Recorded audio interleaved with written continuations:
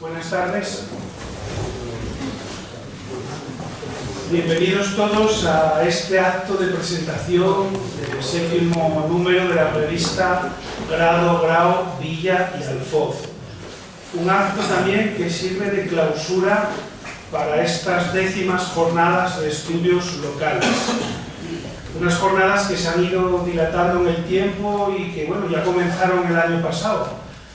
Llevamos ya más de 4 meses con conferencias, exposiciones y otro tipo de actividades vinculadas al tema de estas jornadas de estudios locales, que es eso, Grau, el concejo, desde el punto de vista de su historia, su patrimonio, su etnografía, en fin, todos los puntos de vista caben en estas jornadas que, como digo, llegaron ya este año a su 10ª edición.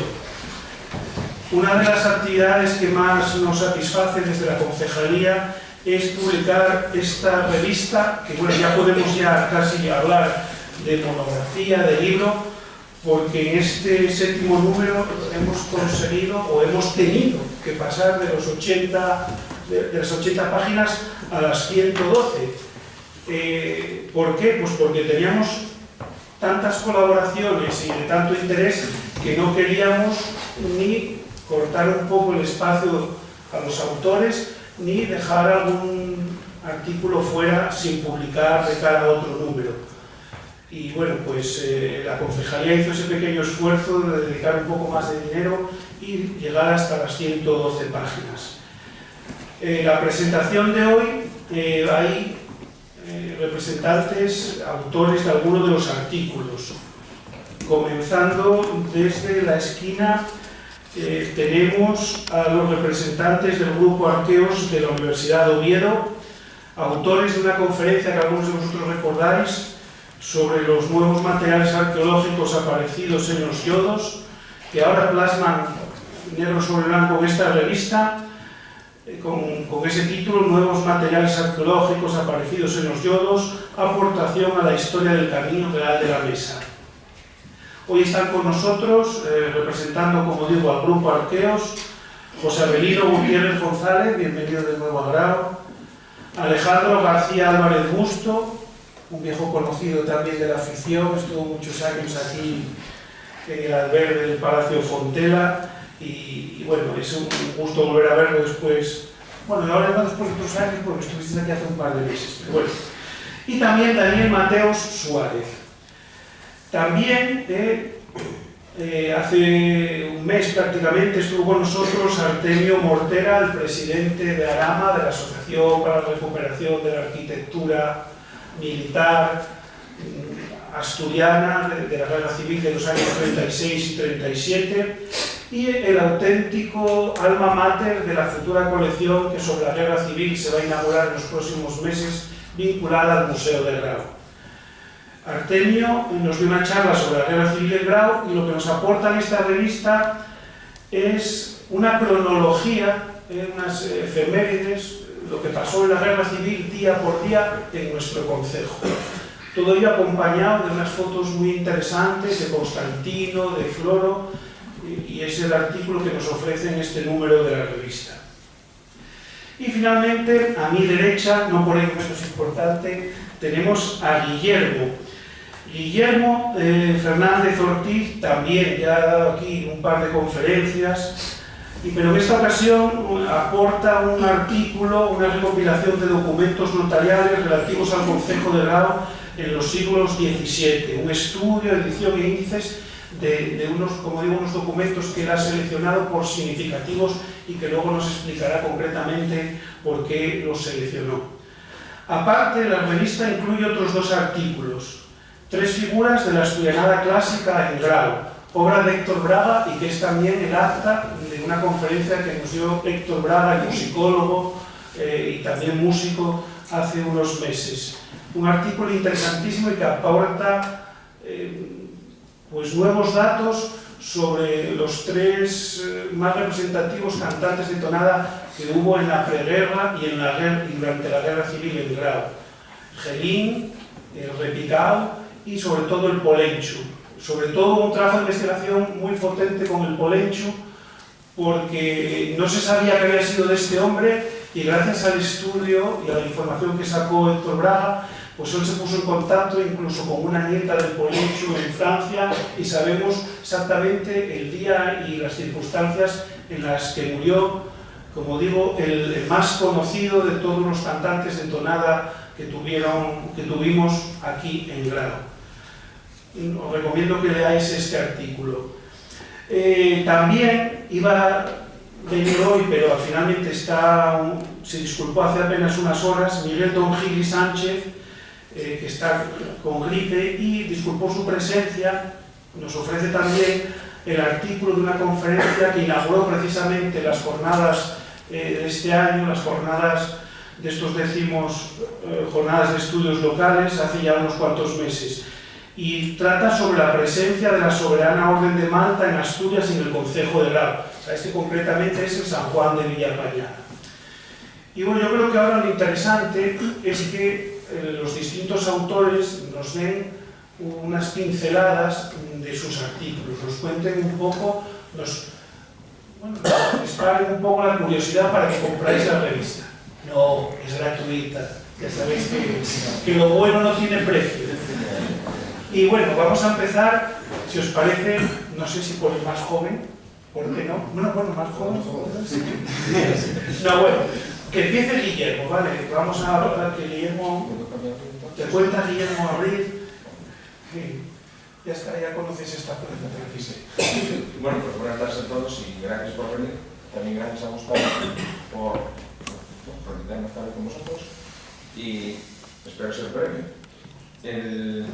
En este caso, las hojas que yo compartir con vosotros pues, son una serie de documentos notariales del concejo de Grao de principios del siglo XVII, por un notario que vivía en Somines y que pues, hizo su labor por algunos pueblos del concejo y que llegó incluso pues, a hacerlo en la zona de Briañes, en las Regueras o incluso hasta Turia-Urión, que entonces pertenecían al concejo. Es de los pocos notarios de Grao en los que se conserva una actividad, porque los documentos medievales y modernos prácticamente en su casi totalidad se perdieron. Entonces no se conserva un número muy elevado de ellos.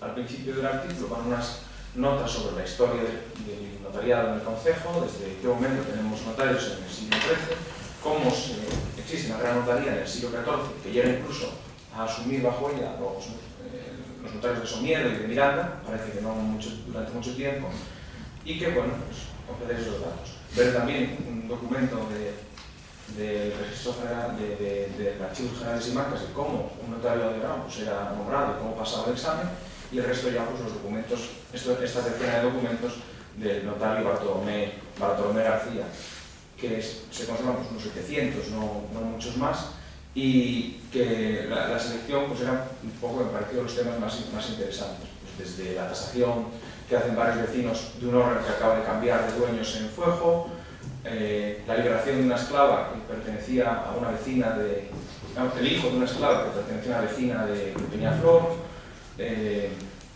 cómo un maestro carpintero cántabro de San Vicente de la Barquera llega a Grao para enseñar el oficio de carpintero y específicamente cómo hacer arcas a un vecino del Coto de Cuaya, establece el contrato entre él y el padre del muchacho que va a aprender el oficio. En una sociedad del antiguo régimen que se endeudaba, pues como las monjas de Santa Clara querían cobrar esos dineros atrasados que debían los vecinos, en fin, varios. Y uno sobre vegadeanza, porque no podía faltar un documento del pueblo. Y todos se conservan en Gijón, en el archivo del Marqués de Perrera, en el Museo del Pueblo.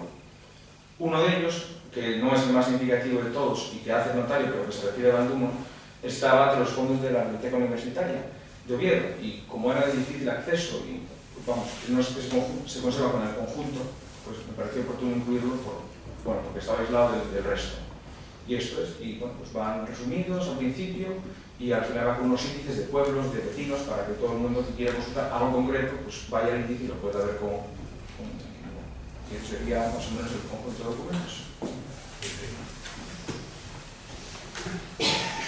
Bueno, y ahora voy a dar la palabra a al grupo Arqueos de la Universidad de Oviedo, tanto, bueno, pues Abelino, Alejandro, Daniel, tenéis para explicar un poco, bueno, un poco lo que nos plasmáis en el artículo. Gracias.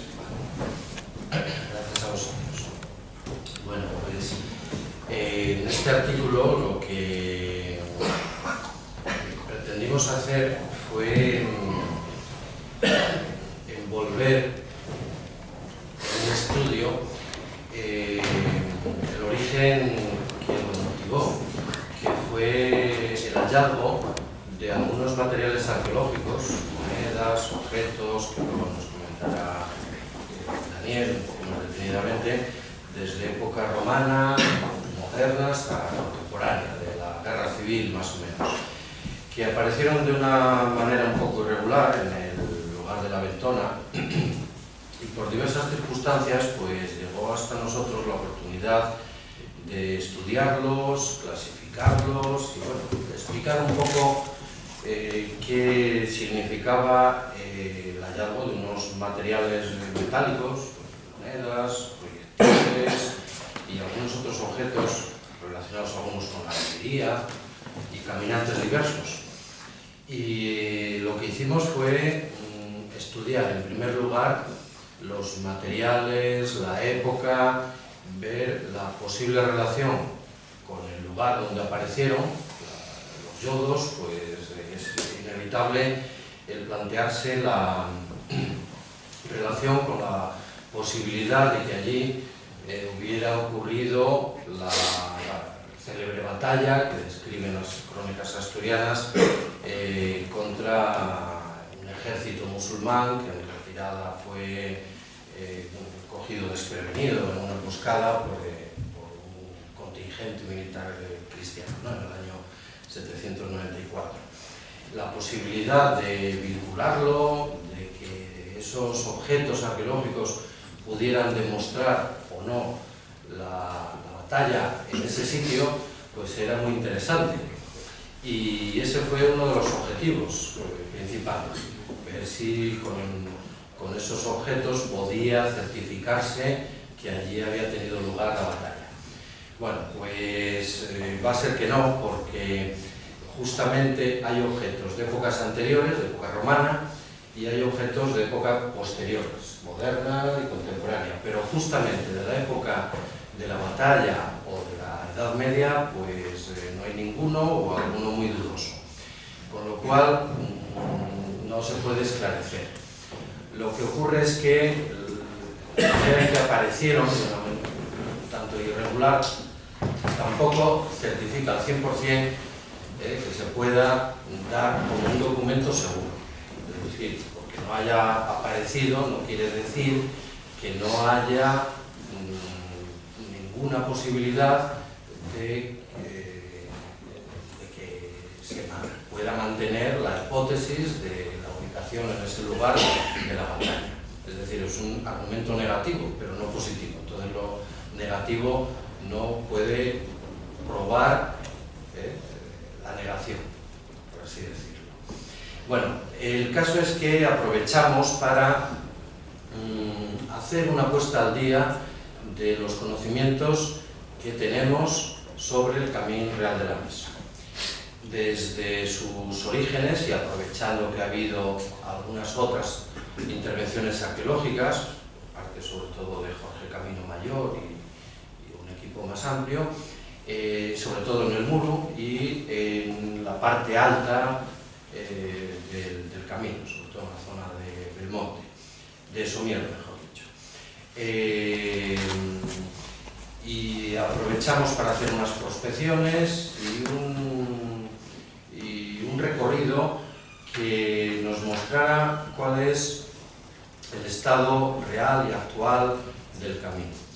El estado más bien de abandono, de poca atención, y lo que hicimos en el artículo es un repaso, primero un repaso histórico por los posibles orígenes prehistóricos relacionados con el pastoreo y las gentes desde el Neolítico, aunque la traza principal debe atribuirse a la época romana. Pero hay varios episodios que están a caballo entre la época antigua y la época medieval, como es el muro, como es el levantamiento de una barrera que intercepta el paso a la conquista musulmana. En paralelo a lo que ocurre también en la vía de la Carisa, por encima del puerto de Nogales. Y ese es uno de los acontecimientos principales. Después también analizamos cómo a través del tiempo, aunque el camino más o menos sigue una traza semejante, hay ligeras rectificaciones. Pues en una época circulan más los ejércitos, en otra época arriería, en otra época son caminantes o mercaderes de otro tipo, y en cada época se fueron haciendo pequeñas rectificaciones que son reconocibles. Bueno, damos un poco cuenta de esos episodios. También, como en época moderna y contemporánea, hay otros momentos, otras actividades, otros usos, pues sobre todo vinculados a la arriería. En época moderna es una de las principales actividades. Y en todas las épocas, pues hasta tiempos bastante recientes, fue un camino ganadero, un camino de la transterminancia por los vaqueros de alzada entre las brañas, ¿no?, los pastos de verano y los pastos de invierno.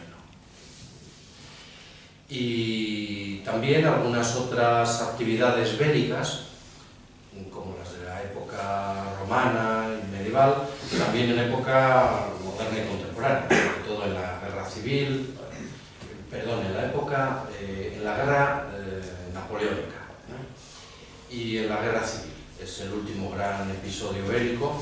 Pues todos esos episodios fueron dejando material, bien por olvido, bien porque son proyectiles que se dispararon, o porque se perdieron algunos objetos, pues a los arrieros, a las ganaderías, se les iban desprendiendo pues herraduras, chinchetas, o alguien perdió una medalla o unas monedas. Bueno, pues curiosamente todo ese tipo de objetos fueron apareciendo y de hecho se conocen hallazgos a lo largo de casi los 80 kilómetros, pues donde ha habido algún tipo de intervención arqueológica, aparecen testimonios de todas esas épocas. Y es lo que pretendimos hacer.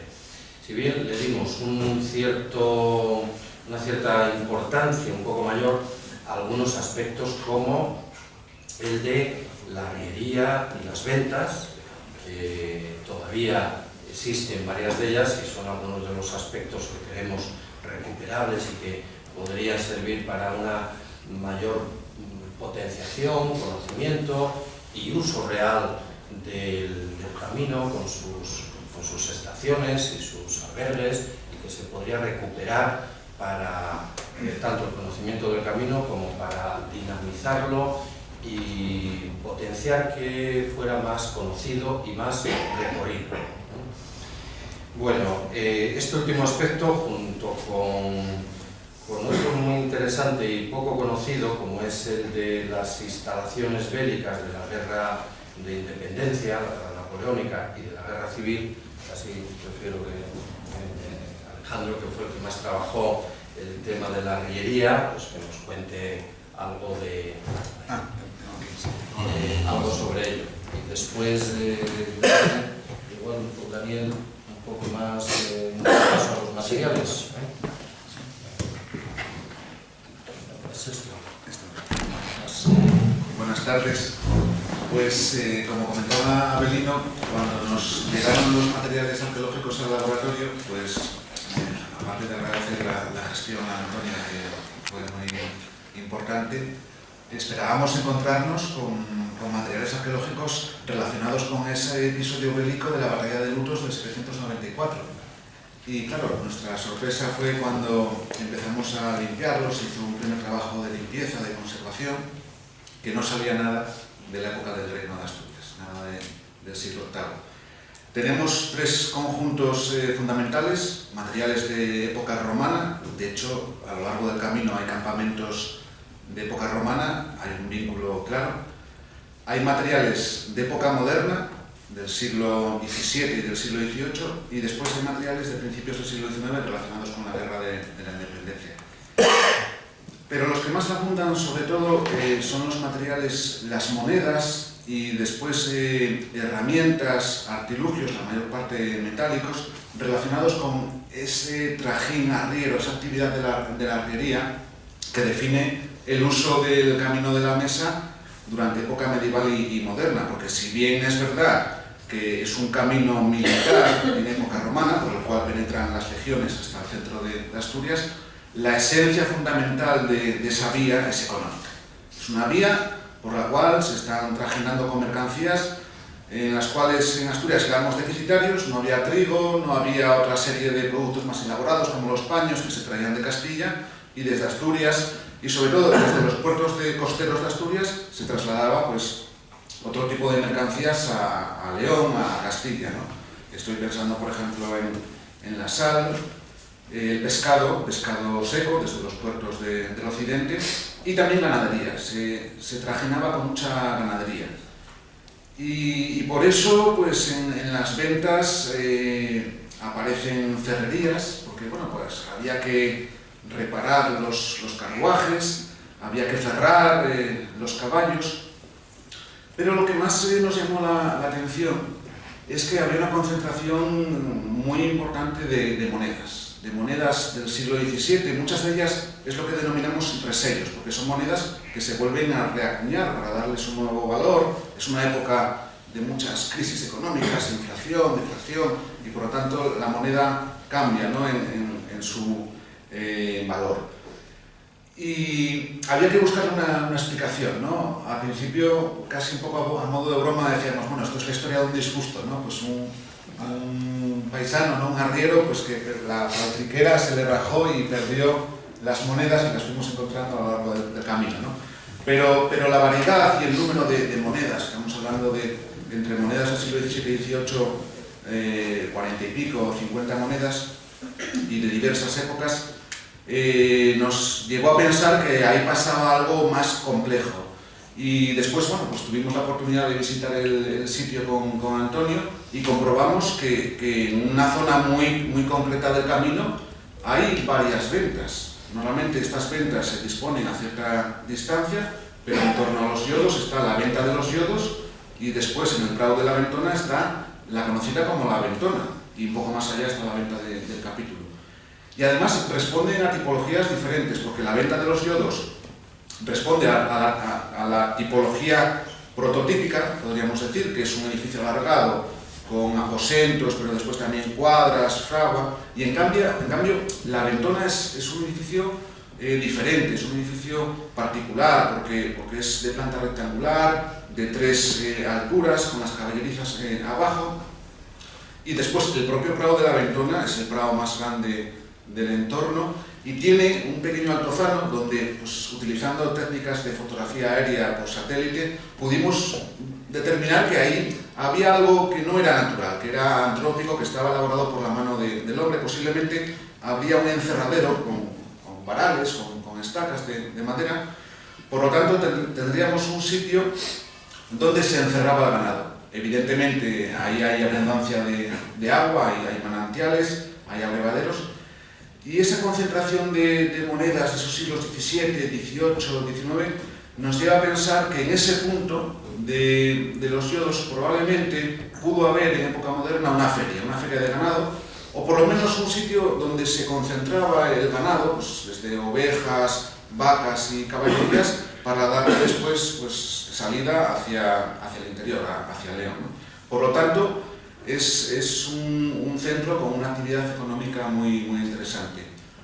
Y en la colina de enfrente de la Ventona tenemos el topónimo de la Malata. Y es un topónimo muy curioso también. En el pueblo de los yodos está la ermita de la Magdalena. Es muy probable que en torno a esas zonas, ya desde época medieval, porque así está documentado, hubiera una malatería, hubiera un hospital de leprosos.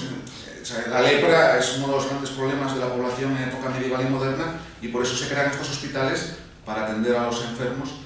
Por lo tanto, bueno, pues en los yodos no solo había una aldea medieval, una aldea que tenemos documentada ya desde el siglo XIII, antes el episodio de la batalla, pero desde el siglo XIII como aldea, sino que se configura algo más. Bueno, de hecho es una encrucijada de caminos, ¿no? Están Les Cruces un poco más adelante, y ahí vemos, bueno, pues que siempre desde época medieval pues ocurrieron diferentes actividades, no solo militares, sino también pues, sociales y económicas.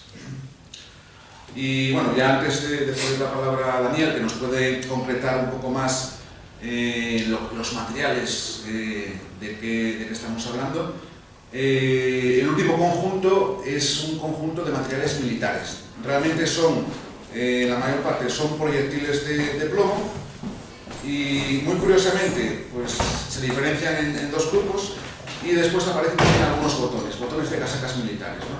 Y eso claramente ahí resulta más fácil, ¿no? Porque tenemos la documentación escrita de 1810-1811 que sitúa la zona de los yodos y la venta del fresno, un episodio, una refriega de las guerras napoleónicas, ¿no?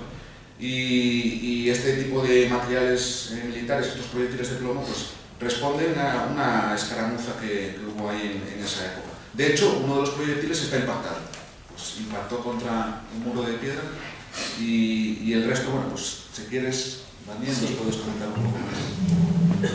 Sí, en el artículo también hemos insertado una breve aproximación a los materiales más significativos que llegaron hasta nosotros. Lejos de continuar o lejos de existir con los argumentos que ya esbozaron, pues haré un breve recorrido por aquellos más significativos, por aquellos que considero que quizás son más interesantes, también mencionando aquello que ustedes van a poder encontrar en el artículo y que van a poder observar de forma más detenida. Sobre todo destacar que los materiales son un perfecto reflejo y reflejan y justifican los argumentos esbozados con anterioridad. De hecho, en la secuencia temporal diacrónica de estos materiales evidencian cuál es la importancia del camino de la mesa, y además evidencian esos vacíos que comentaban Abelino, esos vacíos en época medieval, y sobre todo también esos picos de confluencia, esos picos de importancia que se dan sobre todo vinculados a la herrería y vinculados sobre todo también en época romana. Con respecto a los materiales de época romana, ¿qué nos podemos encontrar? Bien, ustedes se van a poder encontrar con monedas, sobre todo son monedas de época tardía. Principalmente vemos monedas del siglo IV, vinculadas sobre todo a los reinados de Constantino I, Constantino II, Constantino II. También vais a poder disfrutar de una descripción un poco más detallada de estas monedas, haciendo referencia a los tipos que se pueden observar en estas, las líneas que encontramos. Sobre todo también, y es algo que quiero que conste, es que en cada apartado o en cada pequeño epígrafe hemos tratado de vincular estos hallazgos o tratar de vincular estos tipos de monedas u objetos con otros similares que se han obtenido, que se hayan rescatado de lugares cercanos. Por tanto, siempre veréis esa metodología comparativa o ese método comparativo que siempre tratamos de hacer para que se vea este material no tanto como algo único, sino más bien en un contexto territorial. Con respecto a los materiales de época moderna, pues son muy destacados, como comentaron anteriormente, sobre todo destacan esos materiales vinculados a la herrería, herraduras, clavos, anillas, atalajes, etc. También destacar el conjunto de monedas. Tenemos un conjunto de monedas muy numeroso. Concretamente tenemos un conjunto integrado con un total de 29 monedas, entre ellas resellos, monedas que pues evidencian diferentes tipos de estados de conservación, algunas se ven mejor, algunas se ven peor, lo vais a poder observar todo en el artículo, y destacar también ese conjunto de resellos que, como dijo anteriormente Alejandro, pues también es bastante interesante. Y ya para finalizar, destacar aquellos materiales de época contemporánea. Y concretamente querría destacar, además de las monedas que también las tenemos, concretamente querría destacar el conjunto que hacía antes referencia a Alejandro, ese conjunto militar. Y sinceramente recomendarles que puedan consultar esa parte del artículo, puesto que hemos hecho un estudio estadístico muy pequeño, porque obviamente solo contamos con 20 ejemplares de esos proyectiles. Hemos hecho un estudio estadístico comparando el gramaje y el peso de esos proyectiles también con su diámetro. Entonces hemos hecho esa especie de estudio estadístico, lo hemos analizado y hemos podido diferenciar cuáles de ellas pudieron haber sido disparadas por tropas francesas y cuáles por tropas españolas. Por tanto, recomiendo pues, que se paren y que detenidamente observen ese material. También, ya para finalizar, destacar que este material balístico, pues obviamente contamos con piezas que pues, no permiten hacer un análisis muy detallado, tampoco tenemos un un conjunto muy grande y por tanto también algunas de ellas se podrían vincular incluso con una época posterior, incluso con algún tipo de batalla, algún tipo de refriega de la guerra carlista y por supuesto de la guerra civil. Muchas gracias. Y bueno, finalmente cedo la palabra a Artemio Mortera, que nos va a comentar su artículo de la guerra civil en Grau día a día. Buenas tardes, señoras y señores. Como ya adelantó Gustavo en la presentación, yo di una charla sobre este mismo tema dentro de estas jornadas. Y el trabajo que se incluye en la revista no es un artículo al uso normal, sino que es simplemente una cronología de lo que ocurrió exclusivamente en el Concejo de Grau durante la Guerra Civil. La Guerra Civil en Asturias gira toda ella en torno al hecho de que la capital, Oviedo, queda en el bando nacional, aislada y cercada dentro de una región que está toda decantada del lado republicano o gubernamental. Esto determina que desde Galicia se envíen en socorro de esa guarnición cercada una serie de columnas que tradicional y popularmente se conocieron como columnas gallegas y que fueron avanzando y ocupando el occidente de Asturias hasta llegar a Grau el 15 de septiembre. Ocupan Grau el 15 de septiembre. El día 14 habían ocupado la Cabuñana, el día anterior, ya dentro del municipio. Ahí es donde empieza esa cronología. Entonces estas columnas siguen avanzando hacia Oviedo y consiguen romper el cerco, pero dejan solamente un estrecho pasillo de comunicación que son incapaces de ampliar durante el resto de la guerra. Y Grau pasa así a convertirse, Oviedo pierde su importancia, digamos, como foco de atracción y queda convertido simplemente en una posición o conjunto de posiciones más, mientras que los poderes de decisión, de suministro, de instrucción, de orgánicos, de formación de unidades, pasan todos ellos a Grau. Como digo, Grau empieza donde, en Grau empieza ese pasillo de comunicación muy estrecho que llega hasta Oviedo. Y entonces Grau queda entre dos frentes enemigos. Uno al sur, todo por la zona de San Pedro Siembra, San Martín de Burgués, Las Matas, Riviellas, y otro al norte, en el que hace de límite entre un bando y otro el río Nau. En esos dos frentes se dan los encuentros y sobre todo la distancia que hay desde el frente a la ciudad, a la población de Grado, deja esta dentro del alcance de la artillería enemiga y por supuesto de la aviación. Entonces son muy frecuentes, casi diarios, los bombardeos que Grau sufre y las ruinas y estragos que estos bombardeos producen. La guerra en Asturias, como decía, gira en torno a Oviedo, a la importancia de Oviedo, y las ofensivas, los grandes combates que se dan en los años 36 y 37 están abocados a eso. Lo que quieren es tomar Oviedo. Entonces hay 4 grandes combates, conjuntos de combates. El primero, que es el de la entrada de las columnas de gallegas en septiembre del 36, y que es el que rompe el cerco, con combates muy importantes en el Monte de los Pinos. En noviembre, diciembre de 1936 vuelve a haber otra ofensiva general.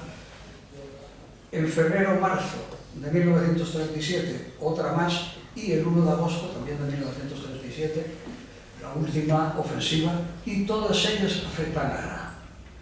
Entonces, esta cronología muy esquemática, simplemente relacionando los hechos, la concebí un poco como complemento a esa charla, para que quede un poco constancia de lo que fue aquellos días y van viéndose los días. La cronología está construida a base de informaciones sacadas de los partes de los dos ejércitos y enmarca un poco aquellas cosas que hablamos aquí en fecha anterior. ya digo, es muy esquemática, pero sirve para localizar rápidamente los hechos que ocurrieron en los momentos dados. Y también tengo que decir que esta cronología, la misma, va a estar, ha sido objeto, se han impreso dos grandes paneles que van a estar expuestos en la sección de Guerra Civil del Museo Etnográfico, y aparte de tenerla ustedes en la revista, pues podrán consultarla allí. Y las fotografías que ilustran el trabajo, lo mismo, van a pasar también al museo junto con otras muchas más. Y eso es todo lo que quiero decir. Pues bueno, esos son los puzzles, los artículos que van conformando esta revista. Esta revista no deja de ser otro puzzle más que va conformando la historia de Grau. Una historia que se escribe gracias a fuentes documentales, gracias a fuentes arqueológicas, y pongo el símil del puzzle porque lo interesante del puzzle es completarlo. Entonces esperamos desde la concejalía que tarde o temprano este pequeño puzzle de la revista, de los artículos, de los estudios que se están haciendo en los últimos tiempos sobre el concejo, pues nos abocan obligatoriamente a una gran monografía pendiente de escribir sobre Grau y que actualice ese libro de Álvaro Fernández Miranda de 1907, que tiene ya 100 y pico años, que es fruto de una época y de una forma de entender la historia, pues, de la época. Dicho todo esto, hoy ponemos el punto y final a las jornadas porque había que poner un punto y final, porque no me resisto a comentarles que dentro de exactamente el sábado 17, otra pieza más del puzzle. Paco Montesinos presenta un libro, el libro que lleva tantos años trabajando, un anticipo del cual nos ofreció en esta revista hace, yo creo que fue en el número 3, y que, bueno, cuenta un poco las vías de comunicación y un artículo de la historia medieval también del concejo. El jueves 22 se inaugura una exposición que se titula Sufrir la guerra, buscar refugio, sobre los emigrantes, los refugiados y los expatriados republicanos después de la guerra. Y en el marco de esa exposición también el ayuntamiento va a poner un cuadro de Polenchu, de Prudencio Merino el Polenchu, que como sabéis ya nos autorizó Héctor Braga a poner una exposición sobre eso. Más piezas de ese puzzle. El 3 de abril se presenta la revista Cultures número 21 y Asturias Memoria Ancestra número 37. Dos revistas, ¿por qué? Porque confluyen sendos artículos, obra de los mismos autores. Por un lado, José Ambagas, Ramsés Iglesias y Carlos Suárez son los tres autores de los dos artículos. Uno es el mapa bolístico del concejo de Grau. Precisamente se va a inaugurar la bolera en la Flor el día 7.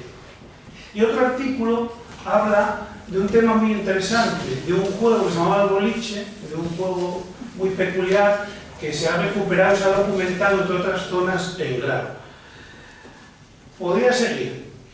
Muy bien, muchas piezas del puzzle, pero esperamos que tarde o temprano entre todos seamos capaces de enmarcar el puzzle y hacer esa gran monografía. Lo dicho, esta revista ya queda oficialmente presentada, queda oficialmente clausurada las 10º jornadas de estudios locales, pero como acabo de deciros, continúan las charlas, las presentaciones de libros.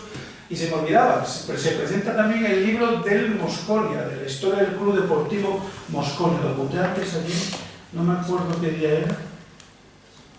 El martes 3, no, el martes... Bueno, ya lo anunciaremos. Vale, más piezas al precio. El objeto era presentar y clausurar las jornadas. Lógicamente os dejamos un turno, si tenéis, de intervenciones. Y tenéis ahí el micro, si alguien quiere hacer algún comentario, alguna pregunta. Lo primero, buenas noches. No estoy en la mesa, aunque Gustavo había preparado que el concejal estuviese en la mesa con los ponentes.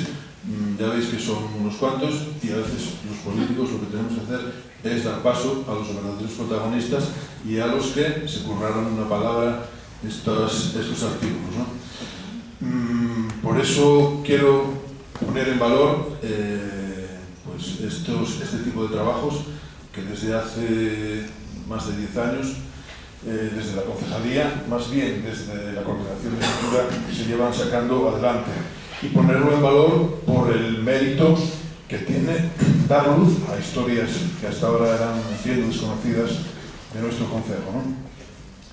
Por otro lado, quisiera hacer, bueno, un poco hincapié, bueno, aparte, no sé si lo dijo Gustavo, si no lo digo yo, todos sus trabajos son totalmente desinteresados y por tanto me permiten usar esa palabra, ese adjetivo que tanto me gusta, casi ya en extinción, que es el de altruismo, ¿no? Como decía, por otro lado hay dos artículos, uno de ellos que me cae muy de lleno, porque cuando de crío, de guaje, andaba por el Prado de la Ventona, yo ya vislumbraba que en aquel prado tan grande tenía que haber pasado algo gordo, porque yo es muy difícil encontrar en Asturias, en Garao, un espacio llano tan inmenso. Cuando lo ves de crío, dices, madre mía, qué barbaridad. Pues sí, casi hubo una barbaridad, ¿no? Porque se mataron allí entre los cuantos, ¿no? Y por otro lado también quisiera poner en valor, ya que no está aquí hoy, el artículo que hizo Héctor Braga, porque además de un trabajo inmenso de investigación, tiene un componente, yo creo que hasta novelesco, ¿no? De una persona que prácticamente era desconocida en Grau. Yo desde que presentó el artículo pregunto a todo el mundo con cierta edad por el hecho, porque tiene una historia vital totalmente de película. Y aparte del cantante que fue, yo creo que no llegó a triunfar de lleno por la ideología que tenía. Si llega a lo mejor pensar de otro modo, probablemente estaríamos hablando de discos de este hombre. Y simplemente, bueno, si algún director de cine, bien sea local o fuera de Grau, se le ocurre sacar adelante una película, yo creo que aquí tiene material más que de sobra, ¿no? Y nada más, damos las gracias a todos por acudir aquí a esta clausura, que como dice Gustavo continúa, una clausura un poco extraña, que estamos con la idea de intentar retomar ese trabajo de ese libro que se necesita en Grau, y aquí en esta charla, en esta clausura y en otras ya hay mucho material para sacarlo adelante, y que esperamos contar con la colaboración de los ponentes y de más gente, ¿no? Y ahora, si queréis intervenir, pues para no hablar todos a la vez o dos a la vez, que quiera intervenir, pues le pasamos el micro. Preguntas, sugerencias, piropos. No, a mí en general. Pues nada, ahora el que quiera el libro se le queda gusto, ¿eh? Que lo trae. Bueno, pues muchas gracias, como digo, a todos por vuestra presencia, y hasta la siguiente, que ya no es el año que viene, es dentro de 15 días.